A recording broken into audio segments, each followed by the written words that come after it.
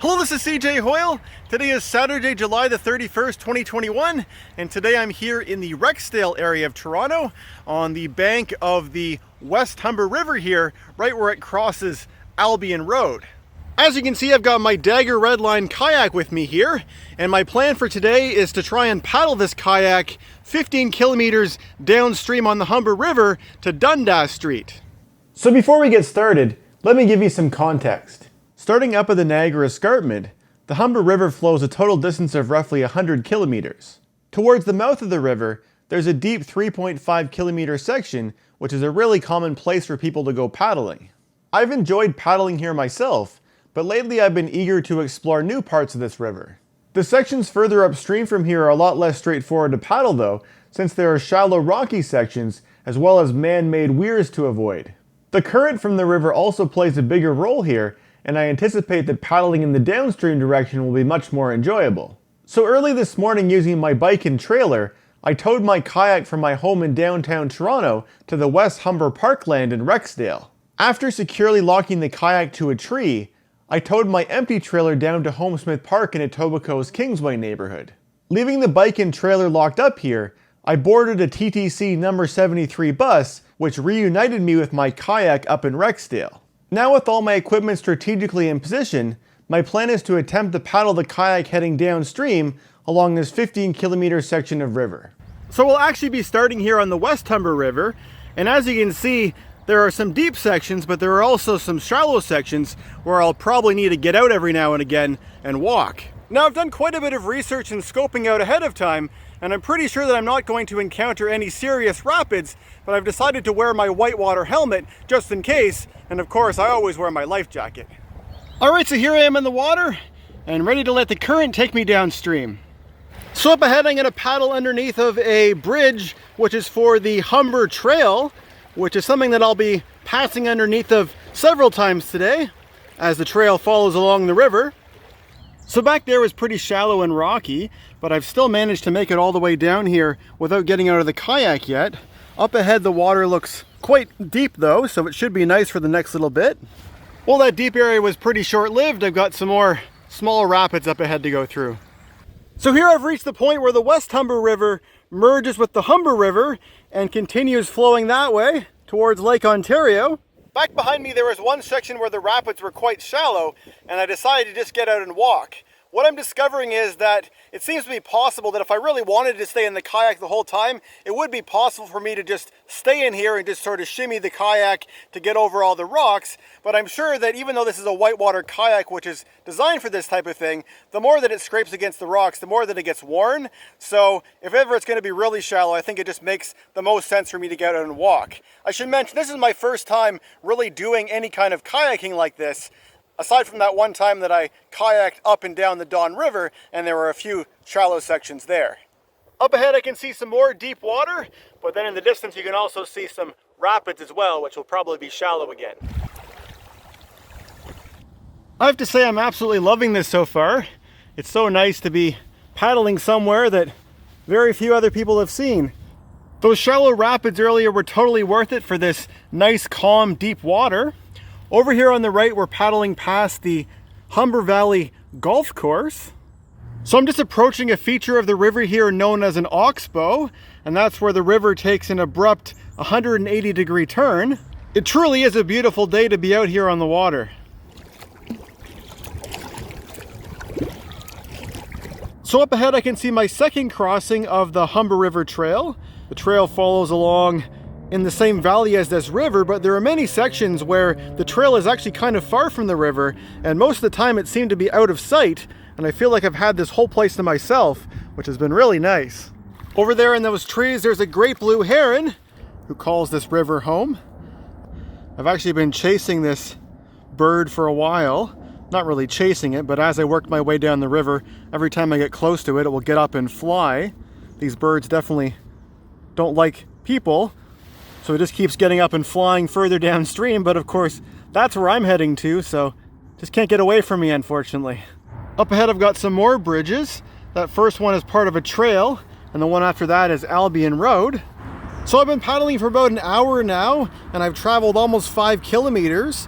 and I'm making pretty good time. At the beginning there, when I had those really shallow sections, I was really worried that I'd be, going really slow getting out all the time. But aside from that very beginning part, it's pretty much been like this the whole way along, which has been really nice. Up ahead, you can hear some noises from traffic, and that's the 401, because up ahead we'll be paddling underneath of a bridge for the 401. And there's Highway 401. I know I've canoed underneath of the 401 before, but I'm pretty sure this is my first time ever doing it in a kayak. So here I'm going to go underneath of my third crossing of the Humber Valley Trail, and in the distance behind these trees is the Ontario Ministry for the Environment and Climate Change. What a beautiful river the Humber is. Given that it passes through such a large city, I really wasn't expecting it to be this nice. Looks like I've got some rapids up ahead. Up ahead I've got another bridge. This one's a CN rail line bridge, which carries trains including the Kitchener line of GO Transit. Those two whitebirds up ahead are called great egrets. Back in those rapids back there, I saw a beaver who was swimming in the water, but unfortunately I wasn't able to get my camera out fast enough to take a video of it. If you look closely though, you can see it there, swimming upstream through the rapids and having a hard time at it.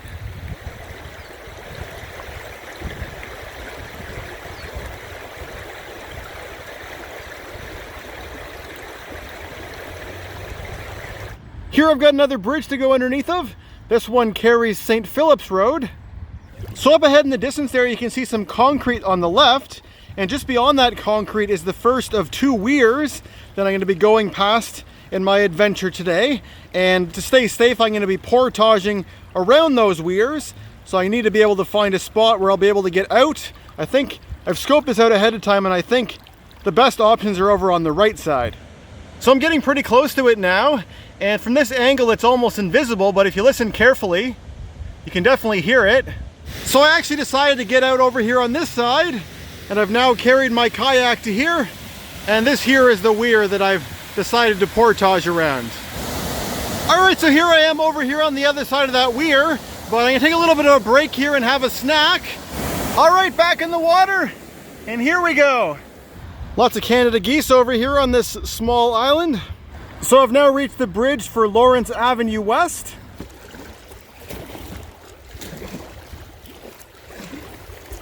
Up ahead we've got yet another crossing of the Humber River Trail. Those birds perched on that rock there are cormorants, which must be an indication that we're getting closer to the lake. So I can't see any waterfalls up ahead, but if you listen carefully, you can hear one, and that's because right up ahead is the second of the two weirs that I'm going to portage around on this adventure today. So I'm going to get the kayak out over there and walk around to the bottom. This one looks even bigger than the last one. Definitely not something that I would recommend paddling over. So I've now transported the kayak down here, which means it's time for me to get back in the water and keep on paddling. My total distance so far is 9.5 kilometers, which means that I'm more than halfway done. You can see that it's starting to get a little bit gray and dark outside. There's a chance that it might rain today, but that's not going to spoil my fun. So it's definitely raining now, and that next bridge you can see up ahead is Eglinton Avenue. So up ahead I've got some rapids to go through, and these ones look like they're hopefully deep enough to paddle through without getting stuck.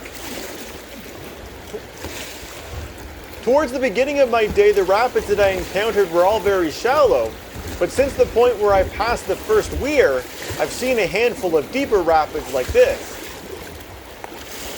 The water is still relatively shallow, and I can definitely feel rocks scraping the kayak underneath of me, but I'm doing my best to read the patterns in the water to avoid the bigger rocks.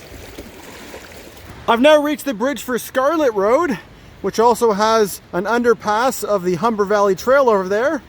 I can see more great egrets up ahead, although they might be the same ones that I keep seeing because every time I see them they fly further downstream to get away from me. I'm now paddling past the Lambton Golf Course, which is somewhere over there beyond those trees.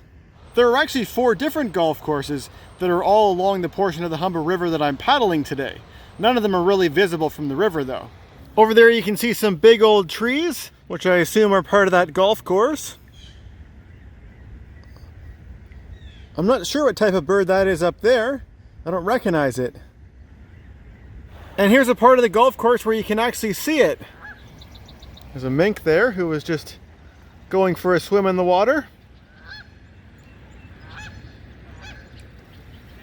In the water again.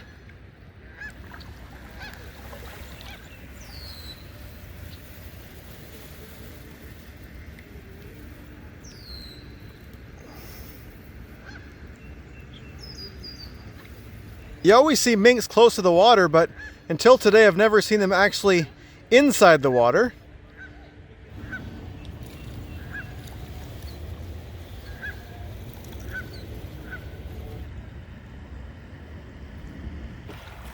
I found a golf ball. Coming up ahead, we've got another railway bridge. This one carries the CP rail line. Just beyond the bridge, there's a smaller bridge, which once again is for the Humber Valley Trail. This is actually the final time that I'm going to be crossing underneath of the Humber Valley Trail, and that's because I'm almost at my destination.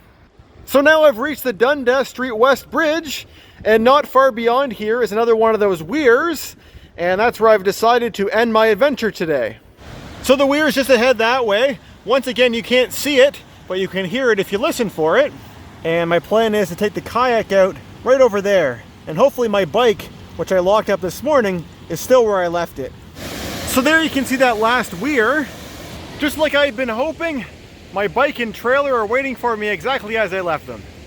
The first two weirs that I passed were spread relatively far apart, but the main reason why I chose this weir as my endpoint is because there are another 5 of them very close together just downstream. So in other words, if I had decided to go an extra 2 kilometers further, my total number of portages would have quadrupled. My total distance in the kayak today was 15 kilometers, just like I had estimated. According to my GPS, my average speed was 4.2 kilometers per hour, which is higher than I was expecting. I created this color-coded speed map, which shows the faster areas in green and the slower areas in red. As you can see, many times along the way I was slowed down by the kayak scraping the rocks on the bottom of the river, and I probably got out to walk about 15 times. However, in the deeper sections I must have made up for it because I had the current helping me go faster. All in all, I thoroughly enjoyed this adventure, and I would recommend it to anyone who has the appropriate equipment to do it. I think that wearing the helmet was a good idea, especially since I ended up spending lots of time walking on rocks that could have been slippery. On that note, having a good set of water shoes is also recommended, and I found that having a short piece of rope tied to the back of the kayak made the walking go easier. But before you attempt any adventure of your own, be sure to do your research and be well prepared. So here I've got the kayak loaded back up onto the trailer and ready to head back home. Anyway, I hope you enjoyed joining me on this adventure today. If you watched all the way to the end of this video, I'd love to hear your thoughts in the comment section below, and thanks for watching.